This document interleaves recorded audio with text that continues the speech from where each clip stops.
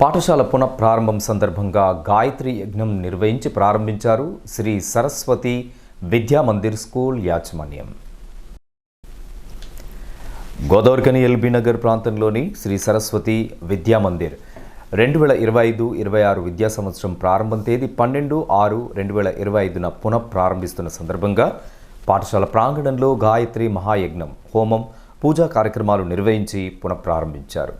సందర్భంగా నిర్వాహకులు మాట్లాడుతూ శ్రీ సరస్వతి విద్యామందిర్ ద్వారా పిల్లలకు నాణ్యమైన విద్యను అందిస్తూ హిందూ ధర్మాన్ని నేర్పిస్తూ వారికి క్రమశిక్షణతో కూడినటువంటి విద్యాబుద్ధులను నేర్పించడం జరుగుతుందని తెలిపారు. పాఠశాల ప్రారంభోత్సవం సందర్భంగా ఎస్ఆర్ఎం కన్స్ట్రక్షన్ అధినేత మాచిడి మహేందర్ గౌడ్ పాఠశాలకు పిల్లల సౌకర్యార్థం 18 సీలింగ్ ఫ్యాన్లను అందించారు. సరస్వతి శిశు మందిర్ జవహర్ నగర్ రీఓపెనింగ్ సందర్భంగా గాయత్రి హోమం జరిపించడం జరుగుతుంది. దీనికి సంబంధించి నా అందరు పేరెంట్స్ కానీ స్టూడెంట్స్ కానీ అక్కడ పెద్దలందరికీ నమస్కారం తెలియజేస్తున్నాం. ఈరోజు మచిడి మహేందర్ గౌడ్ గారు, ఎస్ఆర్ఎం కన్స్ట్రక్షన్ స్పెషల్ కాంట్రాక్టర్ గారు మన పాఠశాలకు 18 ఫ్యాన్లు డొనేషన్గా ఇవ్వడం జరిగింది.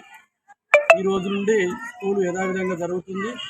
మా శిశు మందిర్ స్కూల్ యొక్క ప్రత్యేకత ఏంటిదంటే ఇక్కడ ఎడ్యుకేషన్తో పాటు మనకు సంబంధించిన వినయ విధేయతలతో పాటు మనకు కావాల్సిన నడవడిక కూడా తీర్చడం జరుగుతుంది.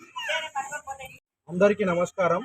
ఈరోజు స్థానిక జవహర్ నగర్లో సరస్వతి శిశు మందిర్ పాఠశాల నూతన విద్యా సంవత్సరం ప్రారంభోత్సవం సందర్భంగా పాఠశాలకు సంబంధించిన అధ్యాపకులు, విద్యార్థులు మరియు గాయత్రి హోమం జరిపిస్తున్న శశిధరయ్య గారు మరియు ఈ కమిటీకి సంబంధించిన పదాధికారులందరూ ఈ కార్యక్రమంలో పాల్గొంటున్నారు.